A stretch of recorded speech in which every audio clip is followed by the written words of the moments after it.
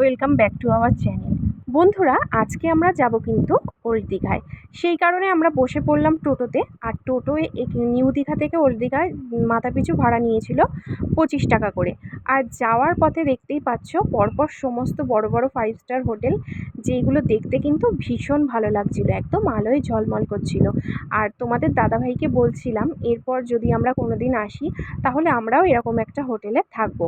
তো বন্ধুরা, কথা বলতে বলতে দেখতেই পাচ্ছ আমরা কিন্তু চলে এসেছি ওল্ড দীঘায়। তো চলো এখন হাঁটতে হাঁটতে যাওয়া যাক চারিদিকের দোকানগুলো দেখতে দেখতে। তো যাওয়ার পথেই চোখে পড়লো এই দোকানটা, যেখানে সমস্ত কাঠের জিনিস ছিল, বেশ ভালো লাগছিল দেখতে। চলো, তারপর কিন্তু আমরা সামনের দিকে এগিয়ে যাচ্ছি। আর এখানে রয়েছে প্রচুর দোকান, যেদিকেই তাকাবে প্রচুর ঝিনুকের জিনিস রয়েছে, যেটা দেখতে কিন্তু ভীষণই ভালো লাগছিল। আর এখানে ছিল এই কাজু বাদাম, সোনপাপড়ি, বিভিন্ন রকমের ড্রাই ফ্রুটস। তো এগুলো যদিও কোনোটাই আমরা নিইনি। যাই গিয়ে আজকে কিছু কেনাকাটি করার প্ল্যান আছে, তো সেগুলোই নেব, কারণ সেইভাবে আমাদের কিছু কেনা হয়নি। এই ওল্ড দীঘা থেকে নেব বলেই আমরা সেরমভাবে কিছু কেনাকাটি করিনি নিউ দীঘা থেকে, ওই টুকটাক কিছু করেছিলাম আর কি। তো দেখতেই পাচ্ছ বন্ধুরা, এখন আমরা চলে এসেছি একদম ওল্ড দীঘা সি বিচের ধারেই। আর এইখানটায় একটা খুব সুন্দর যে গেট মতো করা রয়েছে, দেখো কতটা সুন্দর, মানে লাইটিংটা বেশ ভালো লাগছিল দেখতে।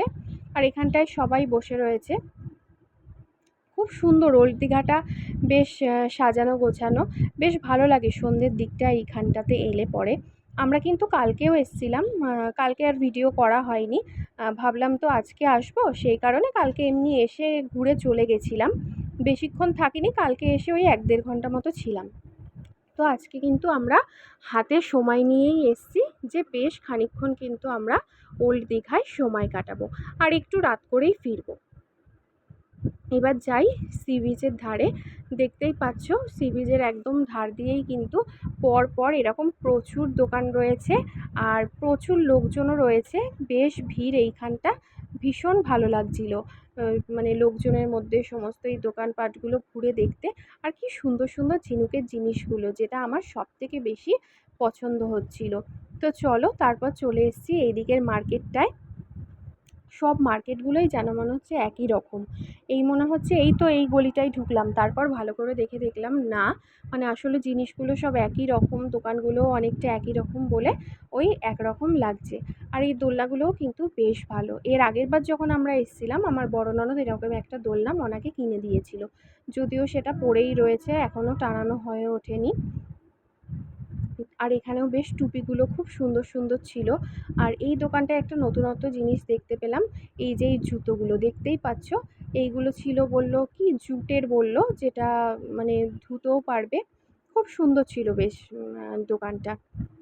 আর এই দাদার দোকান থেকেই একটা ব্যাগ কিনে নিয়েছিলাম আমি, যেটার দাম উনি কিন্তু প্রথমে 200 টাকা চেয়েছিল, তারপরে বার্গেনিং করে আমি 150 টাকাতে নিয়েছি।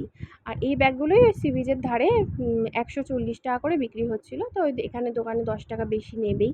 তো এখান থেকে তো আমি ব্যাগটা নিয়ে নিলাম। এবার কিন্তু মার্কেটটা একটু ঘুরে দেখব। প্রচুর দোকান রয়েছে আর প্রচুর জিনিস রয়েছে, ব্যাগগুলো বেশ খুব সুন্দর। দেখতেই পাচ্ছ এখানে কি সুন্দর কালারফুল ছোট ছোট ব্যাগগুলো রয়েছে।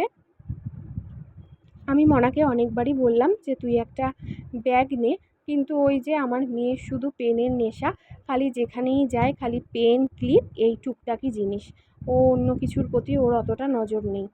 তো চলো, এইখান থেকে তো আমার মেয়ে কিছুই নিল না, তারপর এই দোকানটায় চলে এসেছি। ও একটু ক্লিপ দেখে নিল। আর এইখানেও দেখো এই দোকানটায় প্রচুর কালারফুল দোলনা রয়েছে, যেগুলো দেখতে কিন্তু ভীষণ ভালো লাগছিল।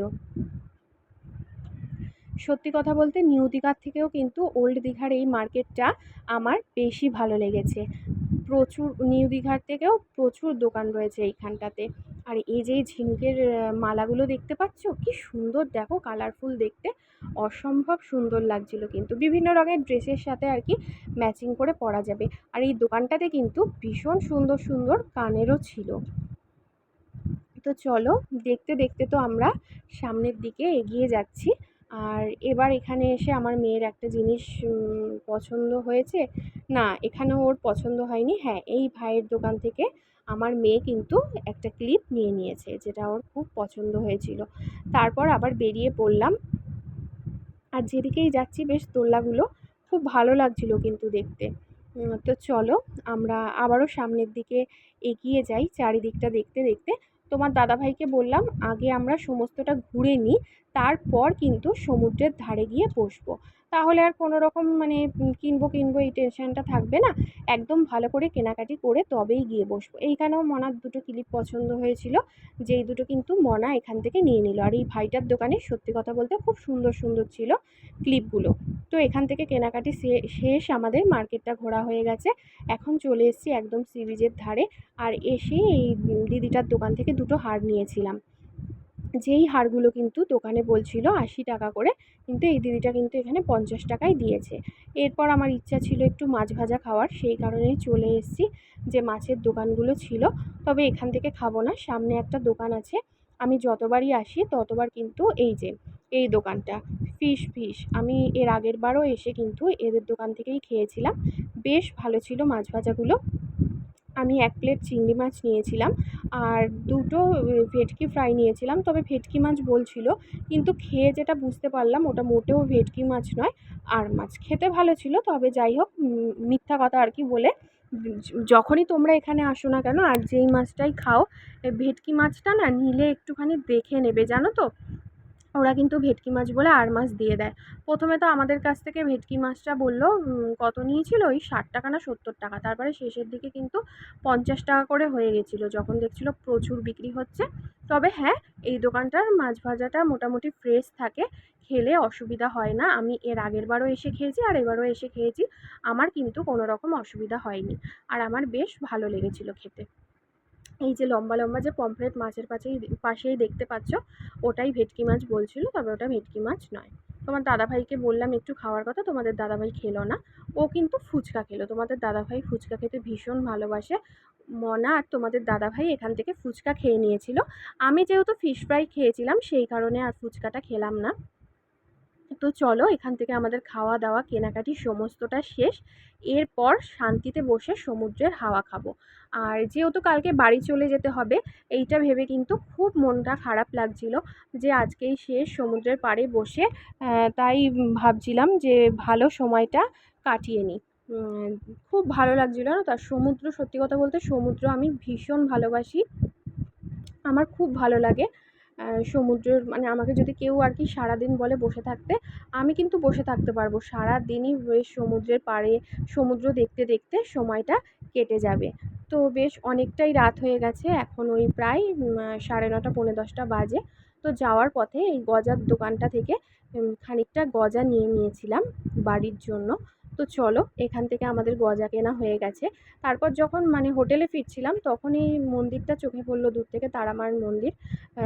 যেতে যেতেই মন্দিরটা বন্ধ হয়ে গেল। বন্ধুরা, তারপর ঘরে ফেরার দিন, কাল সকালবেলায় উঠেই কিন্তু চলে এসেছি আমরা স্টেশনে। এখান থেকে তোমাদের দাদাভাই টিকিট কেটে নিল, ট্রেন এলেই আমরা দীঘাতে বাই বাই করে বাড়ি চলে যাব। আমাদের ভিডিও ভালো লেগে থাকলে প্লিজ চ্যানেলটা সাবস্ক্রাইব করে দিও।